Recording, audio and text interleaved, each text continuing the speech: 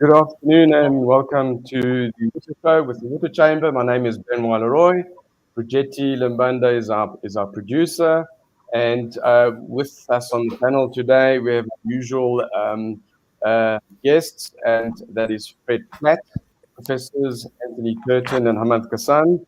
Welcome to you all. And today we have the topical discussion around the Nelson Mandela Bay impending Day zero, where part of the city, the western parts that are not connected to Noordhoek, will be running out of water either next week or the week after a 5 to 7 year drought and lead time, where these things could have maybe been mitigated. But let what our panelists think, and also please through our various social media channels, post your comments, questions, and we'll try and address those as we go along. So on Facebook, LinkedIn, and I think on YouTube. So Fred, if you may start with you today, what do you think of the situation that a metro is the second metro in less than half a decade is about to hit day zero, part of it to hit day zero, and what's your reaction? How do you feel as a South African, as a business person? Well, thanks, Benoit. I think it's important to contextualize the fact that that water is life. Water is the ultimate economic enabler. Nothing can happen without water.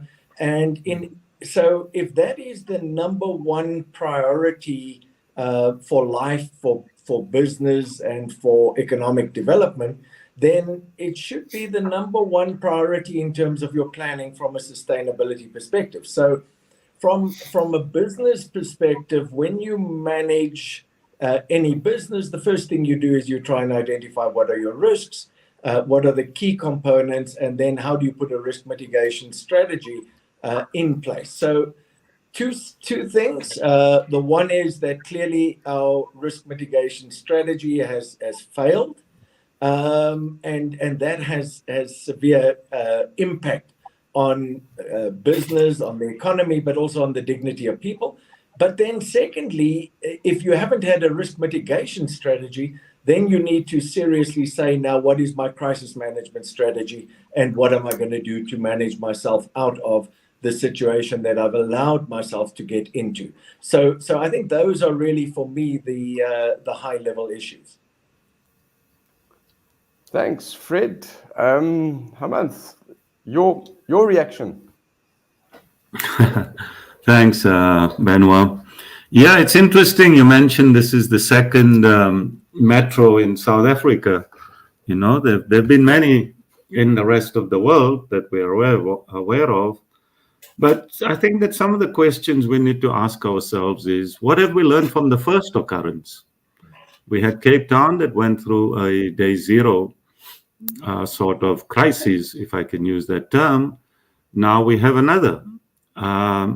Clearly, between the time of the first and the second, we probably have not done the things we should have done to mitigate against, as Fred has indicated.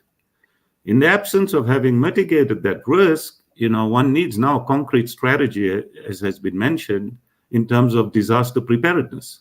And as we talk now, you know, there's an impending disaster, and it's gratifying to hear that in KZN, you know, I heard on the radio today that they're indicating that should they get more than 20 millimeters of rain, the likelihood is it could lead to some level of flood situation, given that the soil is currently saturated with the rains that have already occurred. So I think that there's some learning that's coming out there in terms of disaster preparedness and even warnings to people, etc. Coming back to the issue of water and the particular metro we're talking of, you know, one would like to see a disaster response plan put in place very quickly, because you need to mitigate the risk, and you need to satisfy and comfort the citizens that water availability will not be a challenge. How you go about doing that under such difficult situations is something that we can talk about. But I do believe that we need to avert crises so that there is a sense among communities that we can avert such crises, and should they occur elsewhere in the future, that we're planning to avert these crises and that they should not be occurring. Thank you for the opportunity at this point. Thanks, Hamanth. And Tony, with the benefit of our colleagues. Yes, I will pick up on what both my learned friends have said there. I like particularly the idea of learning. You must appreciate that institutions matter. In any modern democracy, we really institutionalize processes, and institutions are terribly important things. And institutions, in effect, deal with crisis, one crisis after the other. So institutions have got memory built into them. And it's the way that those institutions respond over time that starts making them resilient. So I happen to be of the opinion that institutions matter. I was once accused by someone of being a neoliberal institutionalist, and he spat it out like venom from a cobra, so I presume that made me a bad person. But nonetheless, I am a neoliberal institutionalist, and I believe, from a liberal perspective, I believe that laws matter, and from an institutionalist perspective, I believe that institutions matter. If we cannot learn from past mistakes, then we're simply going to be doomed to repeat them. And now we start getting into a very interesting aspect of our South African political history over the last quarter of a century, because effectively what we've had in the last quarter century has been a constant, perpetual restructuring of institutions, to the extent that each time we restructure the institutions, we break those institutional linkages that have been built up over decades of time. And in many cases, the individuals working in those institutions are not even aware of the existence of those linkages, but they get broken up. And I would argue that the root cause of our current problem is the fact that when we negotiated a new constitution through CODESA, part of that constitutional dispensation was that we brought in a brand new sort of architecture of control and power in South Africa, and essential to that was the notion that we've got 3 tiers of government: national, provincial, and municipal, and we've got different spheres of government. And those different spheres, water affairs and telecommunications and labor and economic affairs and health, etc., those are all different spheres of government. And the way that those things are distributed across these tiers of government is not equal. And if we home in now onto the National Water Act and the National Service, the Water Services Act, we start finding a very interesting situation whereby the municipalities are generally responsible for a huge amount of the water reticulation, at the very same time that we constitutionally changed the landscape, and we took away from them the capacity to do what has to be done, and at the same time we took away the national capacity to intervene at municipal level. So in many ways it's a constitutional matter as much as it is anything else. But I'll just summarize by saying that institutions are important because they learn, and without learning you can't have self-correction, and if you don't have self-correction you ultimately have a failed state scenario. So that's my position on this matter. Thanks, gentlemen. I think that really leads me to before we start talking about potential solutions, is the media this morning sharing with us that local government, so Nelson Mandela Bay municipality, did not make use since the end of last year of the assistance by National Treasury, which was to bring in experts from the previous day zero catastrophe that just about happened, and that the specialists weren't used and all the likes, and that they were, so National Treasury made money available, resources available, and they're not being used, and now the city is going to run out of water. Now to me that talks to, yes, local government is independent to an extent, but if local government fails, which it clearly is it not going to be put under administration, and then does the national government or provincial government have the capacity, which we haven't seen to date yet, to in actual fact overcome the issues? Because up the road, an hour's flight away, we've got too much water that's washed away vulnerable infrastructure with the floods in KZN. Cape Town is stable now and with fairly low consumption, and the consumption hasn't gone down much in Nelson Mandela Bay. The communication, we don't see it. The dams are empty, and the only water that's arriving is from Garib. which was a transfer system built in the late 1960s. Okay, so nothing new. And so is there a way of getting local government within the current, because legislation and constitutional change will take a long time. Is there a way within this complex architecture of getting local government to at least accept national help? So it doesn't want private sector help, doesn't want national government help, doesn't want financial help. It looks like it is committing suicide to me. And I was completely gobsmacked. And we checked the veracity of the article. It is actually true. So around Hamanth, what's your take on that? I don't know if you saw the article, but I mean, what is your take on that? Well, so, Benoit, we've had Cape Town, we're having Nelson Mandela Bay now, we've had the Blue Drop report, we've had the Green Drop report. All the evidence points to the fact that we are in a severely challenged situation. It cannot be business as usual. Now, if we're going to continue to do things the way we've done them in the past, clearly we're not going to solve any problems here. We ought to be thinking in a totally different fashion as to how we're going to overcome these obstacles in this country, because as has eloquently been said, you have a challenge here. That third-tier government in the form of local authorities are responsible for the reticulation of water and also for the treatment of wastewater. However, at the same time, you have the Department of Water Affairs and the ministry, who's really the national custodian, who has no jurisdiction directly over the municipalities who report under COCTA. Now, this has been a stumbling block or a challenge, if I use that word, from the beginning.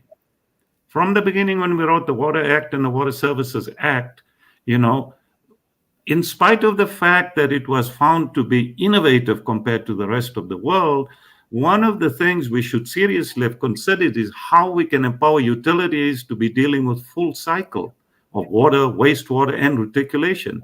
This notion has been picked up in the last 10 years, where there's thought process about reducing the number of utilities in the country and agglomerating them together with some of the municipalities, but we're slow to act in that fashion.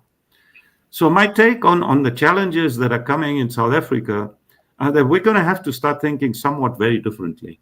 It has been demonstrated that with the best will in the world, the department is not able to cope with the extent of challenge that we're sitting with. The legislation is impeding how we go about solving these problems. We need a completely different solution now, which will empower communities and the right stakeholders to fix these problems so we can get the water flowing. My last word on the subject really is that this notion of continuously asking consumers and customers to reduce the amount of water that they're using, while it's a great strategy and while it's appropriate in times, we have to understand that you're living in a country where your average water loss from leaking pipes, by and large, in the municipalities is 35 to 40%. Now, on what basis do you ask your consumers to reduce their usage of water whilst you're not doing anything substantively to reduce this 40% loss? It doesn't make sense. We have some low-hanging fruit here in the likes of reducing that water loss. And my view is that we should rapidly be using technologies and advances to overcome these obstacles quickly. At least if we fix the big leaks and reduce from 40% to 20%, I think that's a quantum leap. That's a 50% reduction, which is a huge volume of water. Thanks again for the opportunity, but I think that there's a need for speed here and thinking entirely out of the box now. Yeah, I think, we don't see speed. The non-revenue water, which most of it, 90% is leaks, it's actually crazy if you think of the price of harnessing the water through the Orange River system and damming it in Harib, transferring it down to the Eastern Cape 40 years or 50 years ago, whatever, and then 40% of it disappearing in leaks. And I saw an article last week where I think we could have filled 2 dams with the leaks over the last 2 years. The dams aren't that big, in that region, so the battery storage is not very good, unlike Gauteng's. But you're quite right. How can you ask a consumer to reduce their consumption when you're the biggest waster, purely through your leaking infrastructure, which the consumer is paid to be maintained. The consumer is paid what was asked, and we know what has happened to the price of water. So, Fred, from your perspective, do you see an exodus of business as day zero hits Nelson Mandela Bay? Would you invest in a business in the area? Would you invest in an area where the municipality is refusing national government assistance? And we don't want to go into the politics of it, but the reality is, in business, we don't care about politics. We care about the triple bottom line, and we've got people to employ and make sure that the shareholders get their returns and that the business is conducted in an ethical manner. Do you think Nelson Mandela Bay is going to see an exodus of business, or maybe do you think that they'll try and stick it out? Well, I think there's 3 points I want to make. So the first one is just to respond to what you're saying. As a business, sustainability is number one. So in order for you to continue operation, you need to know that you've got a sustainable source of water, a sustainable source of energy, and you have a logistical network with which to get your raw materials in and out. And then you want an environment within which you can invest and take your money out. So those are really the drivers of investment at the end of the day. When you start taking one of them out, and we're already seeing one of them, which is the energy side of it being questionable, you're now taking the next one out, which is water. You have a logistical nightmare in terms of your inability to be globally competitive because of a lack of an effective rail infrastructure. You now start having to say, listen, is my investment ultimately in the right place? Am I secure that I'm going to still be in operation? And that goes further than that, because you then start saying, are my staff able to operate? Can they come to work without having problems at home? Do they have the dignity and the network within which to operate? So all of those things impact on sustainability. It makes the cost of doing business a lot higher. It makes the risk a lot higher. It then does not attract the right type of capital into that area, and it impedes economic growth. And ultimately, I believe that business will decide, certainly your major global companies will decide that the risk is just too big, and they will move to an area where they have less risk, because for that type of risk, the return that they would be looking for is enormous. And we know with our current GDP growth and with all the other risks involved that that's not the case. But I think we mustn't discount the economics of chaos. And I use that phrase because I know Tony likes to have phrases like that. So I also want to have my own. But we have not everybody is committed to a stable and conducive environment, because there's a lot of money to be made out of chaos.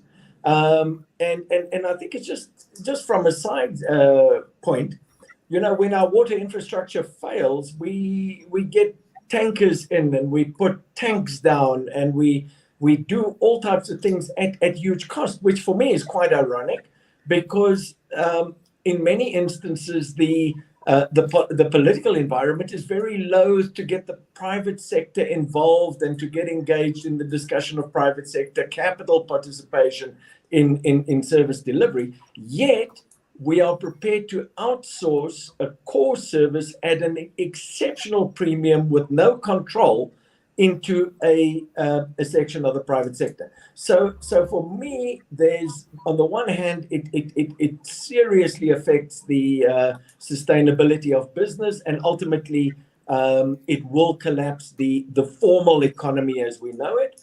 But secondly, it creates opportunity for the type of privatization that does not work in the benefit of the country, the people, and the people that benefit from it really benefit from chaos.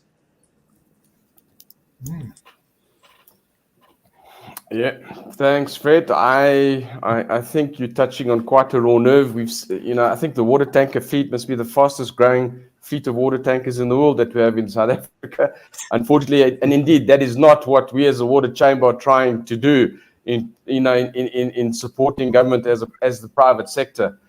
That's definitely not the right way of doing things. Tony, from your perspective, I mean, the water resource we know is not there. We know we've got a fairly good supply from Harib, but that's sort of 2/3 of what the city needs. As a water resource specialist, what can the city do, if anything, right now, apart from addressing the non-revenue water that Hamanth has mentioned? And as Fred says, the business side is going to get quite frightened. I don't think it's going to run quickly, but it's going to get quite frightened and probably stunt any growth and the likes. But what can people do? I mean, there's water all around in the country except in this place. So to me, this is the new normal. So what can they do to stop 600,000 people knocking on the door of the other 600,000? And I don't think they'll be knocking very long, and it won't be very polite with their water containers. What can we do in Nelson Mandela Bay? I unfortunately don't see any options, especially when you've taken most of the water. It doesn't want to drink, but the people do. Right. Look, thanks for setting me up there. Before I answer that question, I would just like to go back, if I might, please, just to a point raised by you earlier on that we've kind of like just glossed over. Here we have a mayor of a city in distress refusing assistance from national government without any consequences to themselves. This is absolutely illogical and totally outrageous. So let's call it for what it is. I'm calling it what it is in my own capacity here. This is an outrageous behavior. How can you have a situation where the mayor refuses assistance and without accepting responsibility for the consequences? So we now start building onto that argument. And let's look at that very same newspaper article that you referred to, where the current Minister of Water Affairs, Mr. Minister Nkunu, made a statement that about 99% of the municipalities are dysfunctional. 99% is as close to 100% as we can get. So in other words, we can pretty much say that our municipal level of government in South Africa is dysfunctional. Now, let's. I mean, these are two startling admissions to make from senior political leadership in the country. The one refusing to accept assistance from national government, as if there's nothing wrong, as if he's actually in control. The illusion of being in control is being lived out as a reality when there really clearly no control at all. And on the other hand, we got the national minister saying that 90%, 99% of the municipalities are dysfunctional and unable to plan them. And then let's go back to what I said in the start of this particular interview today, and that is about this whole thing about institutions and the ability of institutions to adapt through internal reform or self-correction. So we see absolutely no evidence here of any self-correction, none, zero, absolutely none. So if the institution is unable to self-correct, then and we're not holding any of the officials accountable, and the national is saying, well, 99% are broken, and the person in charge of the local stuff is saying, we don't need your help. This is entirely chaotic. I mean, it's absolutely chaotic, and it's in fact, I will use the word, it's ludicrous. And we are dealing here now clearly with a failed state scenario. This is not a hypothetical, maybe they're going to fail sometime in the future. This is clearly a failed state scenario. So the businesses that you have there are wonderful. You must remember they started mostly in the 1960s. They became an export industry, a very significant export industry. Very important part of the national economy of South Africa, and certainly critical to our diversification as an economy, away from mining to an industrial base and eventually to a beneficiation-based economy. All of that is now at risk by people who clearly have got no idea of the consequences of their actions. So I would like to use this little catchphrase about the illusion of control, because we have the illusion of control. You asked me about, from a water resource perspective, well, I was at Harib Dam about a week ago, 10 days ago, and to my great surprise, it was over 100% full. And to my great surprise, it's also becoming eutrophic, which is another matter. But the orange fish humphrus interbasin transfer was built in the 1960s, as you correctly said, 60s and 70s. It's quite capable of sustaining the city, but it's broken. It's broken, and no one has thought to say, well, let's fix it up. So this is just, I mean, it's ludicrous. It's utterly unacceptable. So I personally am becoming quite disenchanted with this inability to self-correct. And I'm now of the opinion that what we're going to have is a total localized collapse. I don't see that under the current time horizon available. I do not see any short-term fixes coming. Therefore, I cannot see anything other than a total collapse of the local economy. Now, this has got very, very dire consequences. You must remember that the Eastern Cape is the epicenter of the armed struggle in the 1960s. That's why the motorcar industry was built there in the first place. That's why the orange fish interbasin transfer was built, in order to counterbalance that armed struggle. So all of these things are simply coming home to roost again now, and there are many solutions available. We've spoken on the show before about desalination as a significant opportunity, but unless there's a political will for that, I'm afraid there is no real viable solution. And I want to close up by saying that we are seeing a situation where, while we are talking at the moment about Nelson Mandela Bay, which is a significantly large local economy in the South African context, we're also forgetting about the other many small parts of South Africa. And I'm going to mention particularly the Port Shepstone area, and particularly the Hebridean area, where there has not been water flowing for some weeks. They've had their localized day zero. They are living a daily day zero. I live in that area, so I know what it's like there.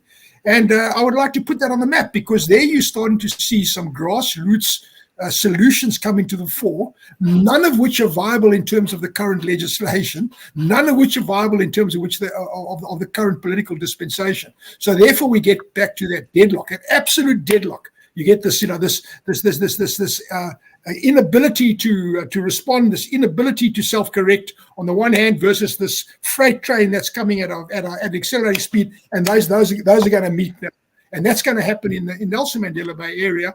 And unless we start having institutional reform where leadership realizes that they have a crisis, and realizes the full extent of that crisis, and realizes that right now it's all hands on deck. Right now everyone has to come to the fore just to stop the ship from sinking.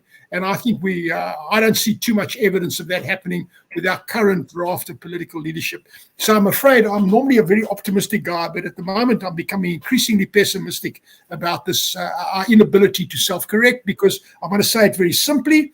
If there is no reform, if there is no ability to self-correct, the only logical outcome has to be crash and burn.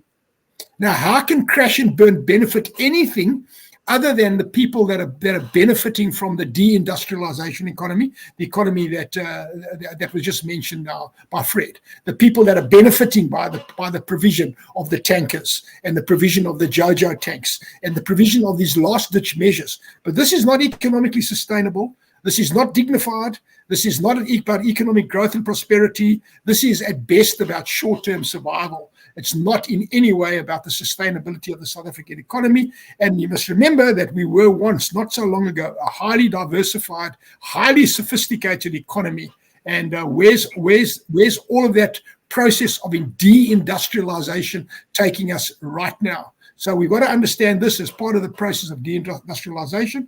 And I would say that we are teaching on the absolute edge of the abyss, and a disaster of monumental proportions that makes this Eskom thing look like an absolute walk in the park. That's my position on this matter.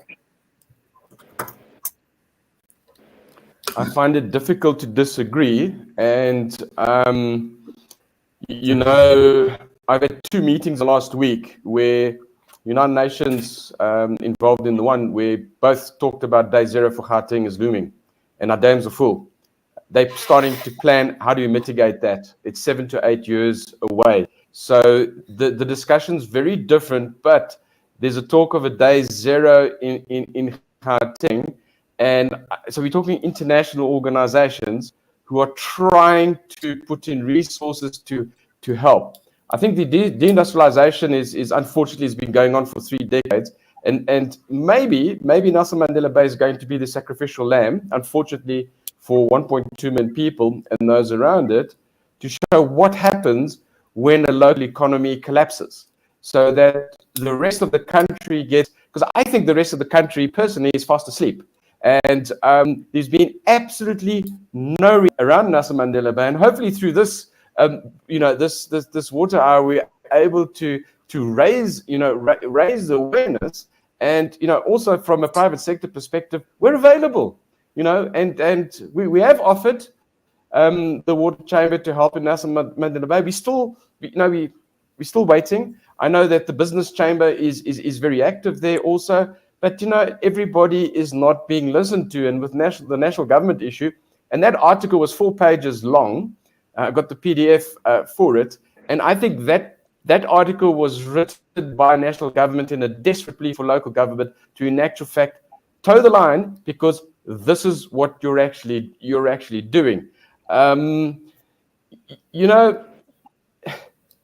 They talk about one part of the city, so it's not connected to Nooitgedag that takes the interbasin transfer from Gariep. I don't know what the civil engineering implications are. Hamanth, you were involved a long time with rain, but would it be practical to and I think the Army Corps, let's forget about it. I don't think it exists. We don't have fuel for the trucks anyway. Would it be practical to put temporary piping, bulk piping, from one part of the city to the other? And when they talk about the western part of the city, so that's the part I think that is towards Kucha, not towards Kucha the other way, but towards the Karga Dam area. So I think it's Humansdorp. Towards the Humansdorp side is the west, the western side. Would it be practical to put some bulk piping across from the side of the city that's fed from Nooitgedag that has water? So we're talking about 50, 100 megs a day to the other side, or would that take a year to do? Or because these bulk lines can be, I think, up to 3-4 meters in diameter. I don't know if it's a fair question, Hamanth. Well, so Benoit, when it comes to bulk lines, they normally use steel, right? And that takes a long time to manufacture and to put in place and so forth and the other. But there's use of PVC, and they can go up in quite huge sizes these days. A case in point that I'm aware of, that I've seen myself, is in Portugal. I was really amazed to see how fast they put up in Lisbon a reservoir, a huge reservoir that was entirely manufactured from PVC. So here lies some opportunities that need to be explored about how we can speed up infrastructure delivery. And that infrastructure might not be made of the typical materials we used to from the past, but we don't have the luxury of time, given that the engineering projects take a certain amount of time. On the one hand, given that your procurement processes are slow and cumbersome, and most importantly, it's public knowledge that your key infrastructure projects are delayed by, I would like to think, at least 4 years in South Africa. So you're already sitting with a delay in the system. Now, the notion of throwing and spending a lot of money and moving at speed and so forth, whilst it's urgent, do we really have the capability to do all of this on time and as fast as we can? What is interesting is that, one common aspect that I see between Nelson Mandela Bay and also Cape Town, both on the coast, right? So a quick solution, which can be put in place is desalination. There are many packaged plants that you can mobilize with high speed these days. That can be put up relatively quickly. They even come in a form of a container sort of thing. So you can then purify seawater into drinking water relatively quickly. And at least, in terms of public health, hygiene, you can start having this water supply in the area which is so desperately needed. This notion, as I mentioned earlier, that we keep hearing in South Africa, on the one hand, we're told, don't use too much of electricity because you don't have much. On the other hand, don't use too much of water because you don't have much of that either. And of course, you're not going to use much fuel anymore because it's so expensive as well. So what has the consumer really done to deserve this notion of stop using as much? Where we're finding the failure is squarely on the basis of planning, infrastructure maintenance, infrastructure management, strategic asset management. That's where the failure is. And so leadership has to be held accountable because it's their function to deliver services. Now, holding them accountable is not necessarily going to solve the immediate problem. And therefore, we need these innovative solutions which will overcome this and get water to people that need it in whichever form, because the only way to get water to people is not only through a pipe as we've traditionally done. Yes, tankers have become fashionable, but if there's a more cost-effective solution, we ought to be mobilizing that so that people have water during this winter season, and hopefully they have enough power. Thanks, Benoit. Yes, thanks, Hamanth. Sorry, the PVC that interests. Desalination was not deemed to be viable. Yes, that may well be the case. But when you're on the coast, it is relatively more viable than when you're inland. Now, when you're sitting with a situation, and when you're in this desperate situation, what do? You need to measure your options. We need to sit around a table and say, what are our options? We do this, we do that, we do that. In terms of a hierarchy of risk and benefit, where's the cost, where's the benefit? What can we do fast? And from there, I'd like to believe that South Africans are innovative. They are so innovative, it's just unreal. But we're failing. We're failing to use our innovation to solve our problems because I'm afraid that the institutional landscape has now hampered us to such an extent that despite your innovation, you can't move forward. Can I just comment? I see we've back to the institutional issues. Yeah, we've just had sorry, Tony. Sorry, we just had an interesting little message flash up there from Jay Bhagwan. Now, Jay is a highly competent water sector professional. And this guy's plugged in like as well as anyone else, and he supports the notion that if you can't do a big PVC pipe, you put down three or so a smaller PVC pipe. So in other words, technically, it's quite possible. Whether it's steel, whether it's plastic, it really doesn't make a difference. Nowadays, they are so sophisticated with pipes; they're actually putting pipes inside pipes.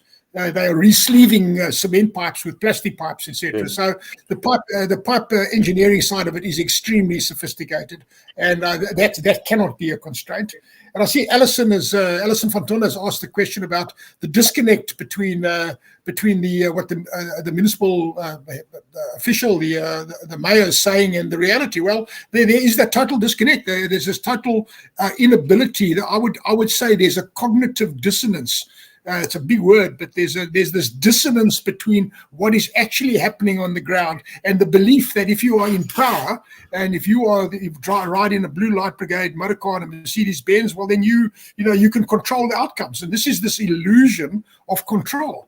There is no control at all. We are sliding down a slippery slope here at an alarming rate. So at best, it's an illusion of control. So one of two things is going to happen: either the mayor's going to wake up with a big bang and say, "Well, what happened? Something." So maybe we're not in control after all, or else we're going to realize that we can still turn this thing around before we hit a catastrophic failure. And that's what this show is about. The show is about trying to build this water chamber that we've created in order to try and bring about the technical competence that we still have in the country to bring to bear on the problem to solve these problems. But we can't do that if we can't get past an individual who's in power but doesn't understand what the reality is. And here I would say there's a very dangerous confluence of two things. The one is arrogance, the arrogance of power. That can be very, very dangerous. And of course, the other thing is ignorance. When you do not know what you do not know, when you do not know what it is that you need to know in order to know what you must do, okay? When you don't know those things, then you are in an extremely vulnerable position. And that, unfortunately, is where we are as a country today. And that's why I'm starting to use the kind of alarming words that I'm using now, because I always try to be measured in what I say. But we've got to ring the alarm bells. We've got to call it the way we see it. And unless we smell the roses very soon, I don't see how we can turn this Nelson Mandela Bay thing around without crashing the local economy. That's my current position at the moment. We could have done something about it a year or two ago when we had a similar podcast on exactly the same topic. Then we had more time. Time is your friend. And right now we don't have time because day zero is upon us. So what are you going to do? Put your pipelines in the ground, and you can't procure with the current legal constraints. You can't do the necessary engineering design. You can't appoint the necessary consulting engineers in the time frame involved. So therefore, you're going to crash and burn. That's the only logical outcome. That's where we are. We are at the crash and burn scenario. Back to you. I apologize if my eyes. If you I didn't get that, sorry. I said I apologize if my eyes started to look wild and woolly there, but I'm afraid this is the reality of the situation. No. We've got to call it the way we see it, No apology. You're doing it for us too. So Fred, in closing, because we're about to be load shed and the network is not. We'll try and go as long as we can, but the network is not very stable where I live. So the only thing we've got is food, but it's cold tonight. That's all. And warm beer because the fridge doesn't work. So given that, Fred, to me, avoiding day zero is way off the table. Even the city said it's there, and you've heard there are solutions. There are technical solutions to all of this, and Jay has showed us. Hamanth has said to us, there are so many. It's not technology that is in short supply here. It's in actual fact, it's 100% political, but I think it's also to do with the South African voter. They always say you deserve the government you get, but I don't think we've been that naughty. This local government is particularly inept. But what do people actually do? Do we petition national government to just put this place under administration, harness the best minds from the private and public sector, and get down there and just put some sanity into the place and try and keep the wheels going? Benoit, thanks. I think the first thing is, and you've heard passionate pleas from Tony and from Hamanth and from everybody. The first important thing is to understand and to recognize that there's a crisis and to accept that there's a crisis. And I think that's quite an important thing, and that is not only an acceptance from local government, which we've discussed. It's an acceptance from the community. It's an acceptance from the business community. It's an acceptance from all stakeholders that we have a crisis. The next thing is, if we have a crisis, then and I think you've alluded to the fact that we all recognize that the initial planning phase and the ability to anticipate and deal with a crisis is probably past, and some form of problem is imminent. What is the next step? The next step is that you put up a crisis center. And that involves a number of things. How do you address this problem? You've got to address it on the supply side. You've got to address it on the demand side. You've got to address it using all resources at your disposal. And you've got to address it in a way in which you harness all the expertise that's available everywhere, be it on the social engineering, the hard engineering, or on the financial engineering of this problem. And you create a war room where you bring everybody in and say, okay, fine, what can you bring to the party? How do we deal with this? And we recognize that's the crisis. Unless we do that, and I think you've spoken about the fact that communities have elected, and I think constituencies do not understand, recognize, or utilize the power at their disposal, be it the business community, be it the local community, the consumer, or be it any other stakeholders, whether it be financial, political, or whatever the case may be. So I think no matter where you are, whether you are facing a war in the Ukraine, or whether you're facing a disaster in KwaZulu-Natal, or whether you're facing any other international disaster, the first thing to do is to recognize there's a disaster. The second is to put a disaster response framework together If your institutional framework is failing, you need to say, fine, how do we deal with this? So for me, national government needs to declare it a disaster, and not only in terms of the financial assistance, but also in terms of its reaction to it. We need to draw on the resources of the private sector in the area, those invested. We need to draw on the water professionals that are sitting around the whole country and have solutions. And we need to draw on the financial community, and we need to say, fine, this is where we are. That's what's brought us here. And we'll get back to that, because we'll get back to institutional learning, and we'll avoid it next time. But tomorrow, we want to sit down and we want to say, how are we going to mitigate the impact? The fact that there's going to be an impact, I think, is inevitable. How do we mitigate that impact? And how do we ensure that total chaos doesn't ensue? So for me, it takes cool heads now. It means leadership of the highest order from all the sectors of community, and a 24-hour crisis intervention where people can participate, where we invite all affected parties and anyone with a solution to come and say, let's work together and let's pull this through. Thank you, Fred. I think that's nice and logical. And, from a water chamber perspective, I'm sure all of us and our members are happy to contribute in whichever manner we can, be it from a technical, legal, let's not underestimate the leadership that's needed, the social engineering that's needed. We've got to rebuild the confidence within the local communities. It's not all technical, and I think technical, there's so many skills around. And nice to see Jay there from the Water Research Commission chipping in, for example. And generally speaking, as a chamber, we found that both the public and the private sector collaborated quite well with us.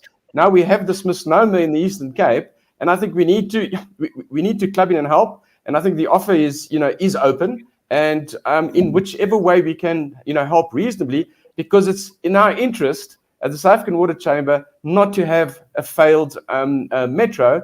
And standing what Tony has mentioned, that we've got failed communities on the South Coast and KZN, which I think we're going to need to address that and a few other communities, because they've been coping with their day zeros.